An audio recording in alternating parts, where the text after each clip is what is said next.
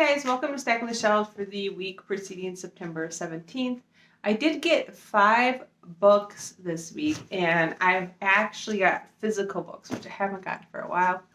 But the first book I did get was an ebook, and that was one for review, and that is The Girl Who Belonged to the Sea by Catherine Quinn.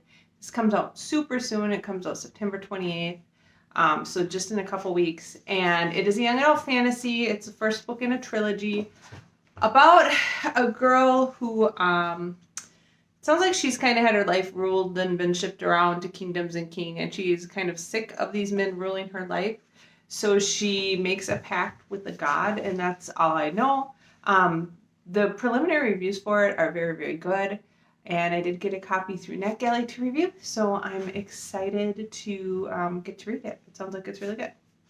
All right, the next 4 I got. We went to Barnes & Noble, which I haven't actually physically been to a Barnes & Noble for a very long time.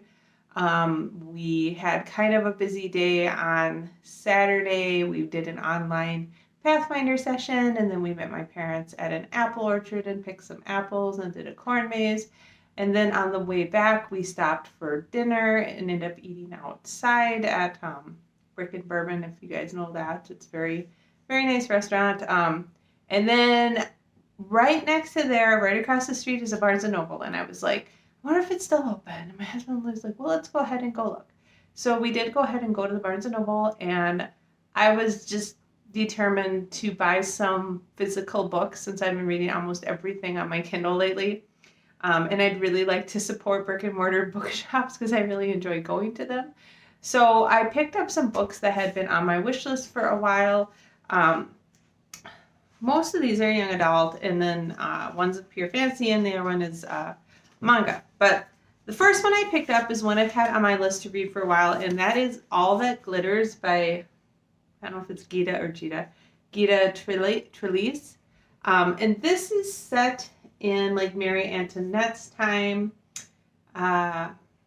It sounds like it's about a lady who uses dark magic to kind of survive in that court and stuff.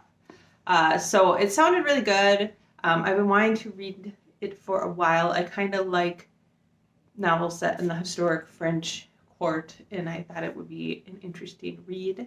It's supposed to be kind of a dark fantasy. It was previously published as Enchante, and I don't know if they like switch publishing houses or what. I know there is a second book in there. Everything That Burns, I believe, is like a sequel to this. Yeah. It's bonus content from the guy or something like that. So excited to read that. I've been wanting to read for a while. Another one I've been waiting to read for a while that I was excited to see there is Dance of Thieves by Mary E. Pearson.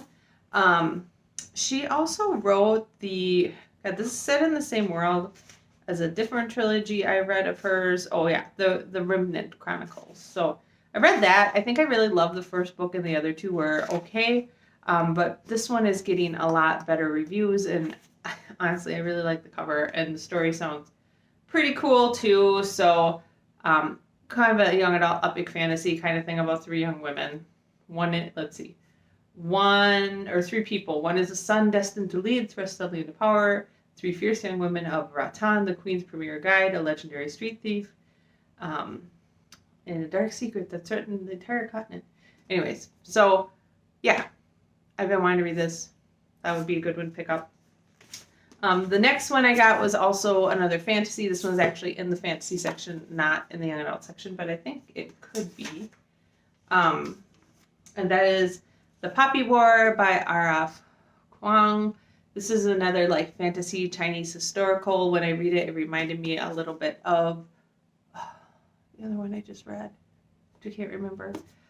Anyways, it just is when War Orthan Ren aced the Keiju, the Empire-wide test to find the most talented youth to learn at the academy. She surprised everyone, including test officials, the guardians who wanted to marry off and further their criminal enterprise, and even herself. So it's about a girl who kind of rises to power in historical China, as far as I know. I know it is I think it's a duology. I guess I'm not sure. I guess maybe I should have thought about these more before I came into this book. All right, and then the last one I got is one I almost bought it right when it came out, but I was like gonna wait, and then I saw it at the bookstore and I just had to buy it. And that is Censor by Junji Ito. Everybody knows Junji Ito is a horror, usually seinen manga writer. And yeah, this one sounds super creepy and interesting.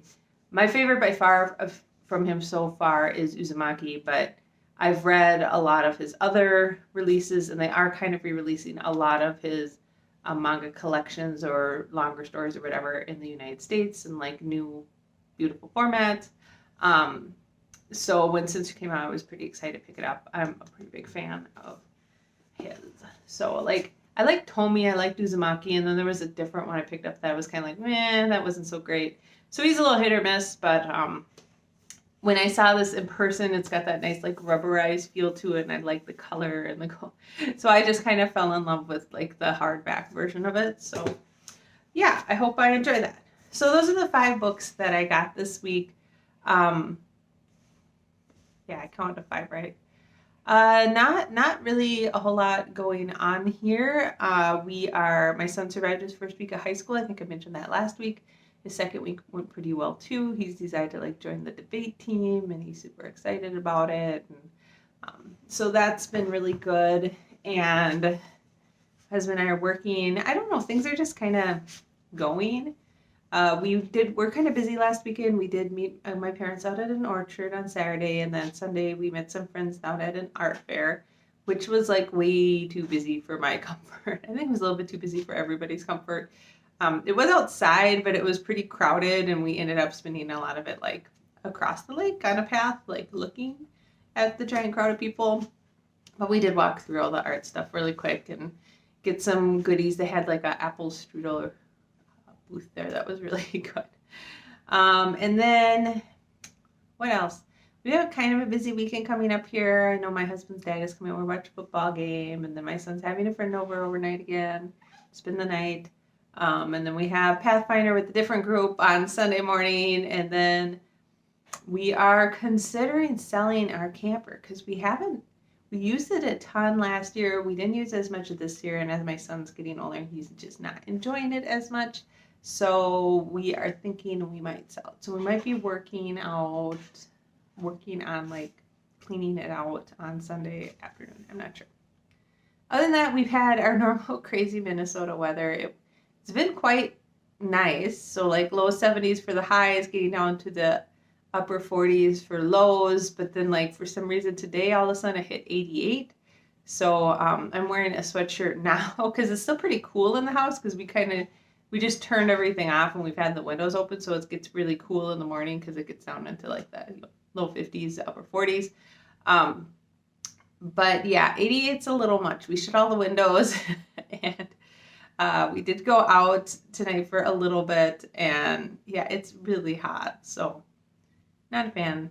I'd like to go back to the low 70s. It looks like we are supposed to get quite a bit cooler, even though I think we're going to have a couple more days close to 90, and then we'll be cooler, hopefully, for a long time, and lead into like late fall and maybe even winter at some point here. Yeah, I'm trying to think. Other than that, not much going on. Just working, hanging out. Try to get my son. I don't know if anybody else is having this, but we are having huge problems with busing in Minnesota still. And I know I mentioned this last year, we were having trouble with the bus system. This year my son is having really bizarre things happen. Like it took him almost an hour and a half to get home his first day of school. We told him it would get better, and that part did get better, but 2 days this week, they've had big issues. On like Monday, his bus had to pick up for 2 other bus routes because they had 2 buses break down, so he got to school like 40 minutes late. And then for some reason this morning, his bus got diverted to pick up kids for a private Catholic high school, which isn't even in our school district.